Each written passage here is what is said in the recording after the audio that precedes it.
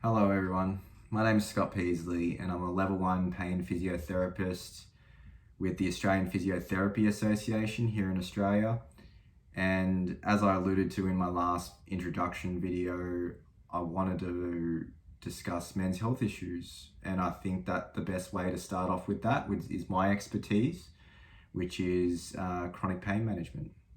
And I think it's very important that we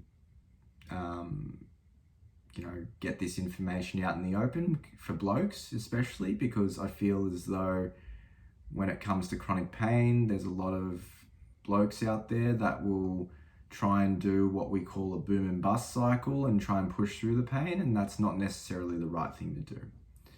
But as we're starting this video off, let's start off with the basics first, and then we can go into the deeper issues of chronic pain. And as I said, feel free to comment in the section below to, discuss anything that you would like to know more about when it comes to chronic pain. So let's start off from the very beginning so we can get the education right about pain. So I think it's probably best that we actually go through some definitions first. So when it comes to pain is identified as not just a physical response to a threatening stimuli, but it's also got a psychosocial component, a spiritual component, and a cultural component to it, okay? This is why it's not uncommon for people to have a larger pain experience when they're in a stressful situation, despite the fact that the area that's hurting may not be under any mechanical load or stress. I've had many clients who have, tried to call my bluff on this, all right, and say that they're not experiencing this and they think that it's not something that's defined by modern medicine, and let's call it that they believe that I was not giving them the right truth, which is the furthest from the truth, because I actually have nothing to gain by telling them this information as a fallacy. But unfortunately, those guys weren't probably potentially ready to hear the information that I had to present to them. And I'm safe to say that most of those particular men have come back to me and were willing to give the treatment a go in the end, and have done quite successfully out of it. So it can be a little bit hard to hear at times, and it may almost be disregarded as airy-fairy mumbo-jumbo, but when it comes to the management aspect of chronic pain, it's something that can be quite usefully utilized. So let's get into the background of it first. So there is obviously, in the timeline of pain, there is 3 major components to it when it comes to the timeline. So you can have acute pain, which I would characterize anywhere between 0 to 3 weeks. And then you've got sub-acute pain, which I would say would go anywhere between 4 and maybe even up to 11 weeks, just to cover some bases. And then we've got chronic pain, which actually persists longer than 12 weeks onwards, basically. So those are the generalized definitions.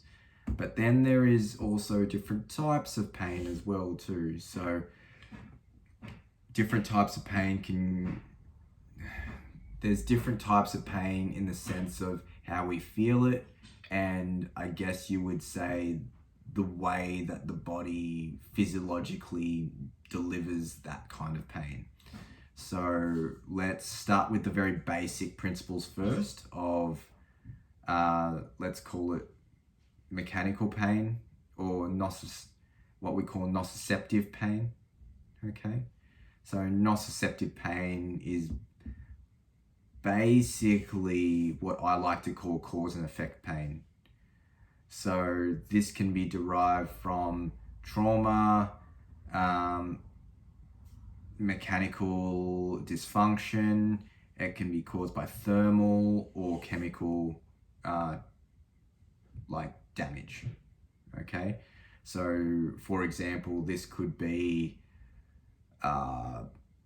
sprinter takes off from his sprinting blocks and then feels his hamstring strain, sends the message up to the from the central nervous system up towards the brain. Brain registers the stimuli, comes back down, registers that there's pain, and then that the body should stop moving that particular body part. However, then we also have what's called neuropathic pain. So neuropathic pain is defined as, well, the definition of neuropathic pain can actually be a bit of a tricky one, because what we first need for that definition to be actually true is we need radiological evidence. So neuropathic pain is defined as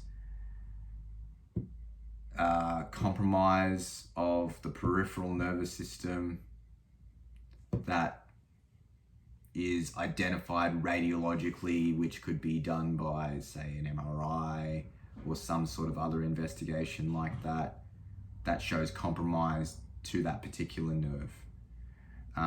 You can have a nerve root impingement, or you can have an impingement further down the line as well in the periphery. So, for example, you may have when I say the periphery, you may have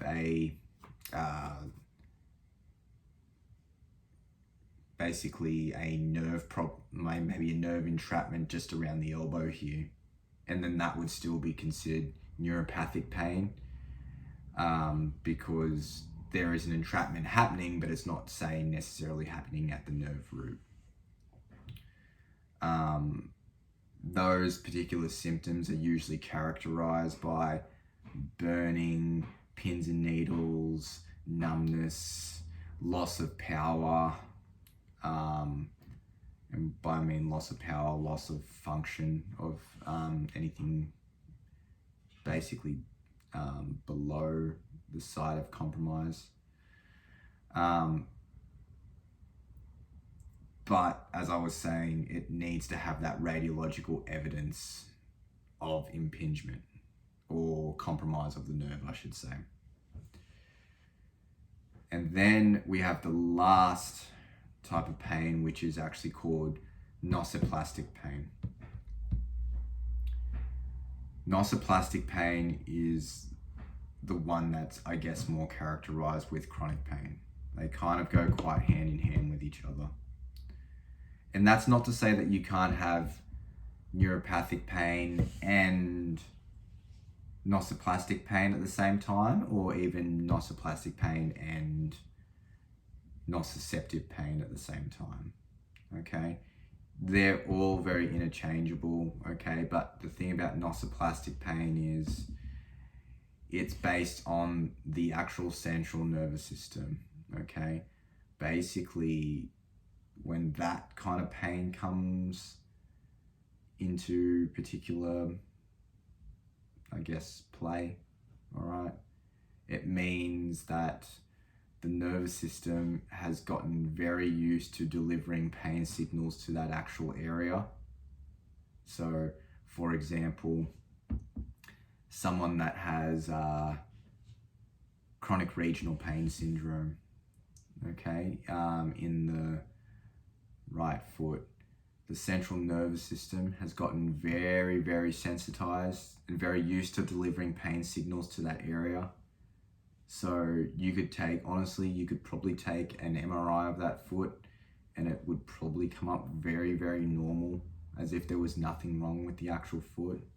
but then there would be evidence of discoloration, altered sensation that's not in a neuropathic distribution. So the neuropathic pain we were talking about will follow a distribution, whereas nociplastic pain doesn't follow that same patterning. There can look like there's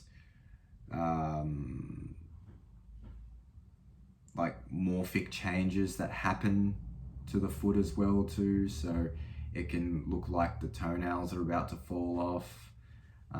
It can look like there's obviously a loss of power and stuff like that too. So it's just one of those things where a lot of psychosocial barriers play into the actual pain as well too. So the environment is very much a heavy influencer on the pain experience of that person. So basically, that's what we're dealing with with pain science to begin with, and this is only touching a small amount of the actual, we're only seeing a small amount of the ice, the ice from the iceberg, okay? So it can be very, very in-depth and in detail, but as I said, this is a channel that I would like to talk to people about in a very more casual context, and, just so we can really understand it on a very less technical level, and we can begin to actually talk about management strategies afterwards. So this is going to be a broad topic. I've already gone over my 10 minutes, unfortunately, but the background information is very important to have. So when it comes to chronic pain, okay, my next video will talk about some management strategies around that. Now that you know the education behind what the different types of pain and the timeline of pain, and how we can start implementing those management strategies a little earlier so that this never happens. And if it is already happening to you, we can come up with some, management strategies that may work for you. Okay. So I'll leave it there, but I'll probably do a video tomorrow so we can start, talking about this straight away. All right. But thanks for listening to me, okay? I really appreciate it, and feel free to comment below if there's anything else that you want to discuss, and you can always email me too. My email address will be in the link of the video as well. Okay. Thanks for that.